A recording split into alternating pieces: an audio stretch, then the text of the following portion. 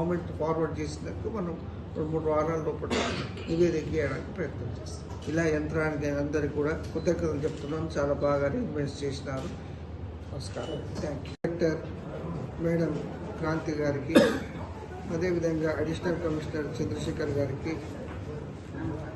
మా సెక్రటరీ సాయిలు గారికి, ఇక్కడికి ఇచ్చేసిన బీసీ అధికారులకు, ఇతర అధికారులకు, బీసీ అసోసియేషన్స్కు, ముఖ్యంగా ప్రెస్ మీడియా అందరికీ కూడా నమస్కారం. ఈరోజు ఈ సంగారెడ్డి H2I డిస్ట్రిక్ట్ హెడ్ క్వార్టర్స్లో బీసీ అసోసియేషన్స్ కానీ, బీసీ రిప్రజెంటేషన్స్ కానీ అవన్నీ రిసీవ్ చేసుకోవడానికి ఈరోజు డెడికేట్ కమిషన్ ఇక్కడ వచ్చింది. ఇప్పటి వరకు 11 అసోసియేషన్స్ రిప్రజెంటేషన్ ఇచ్చినారు.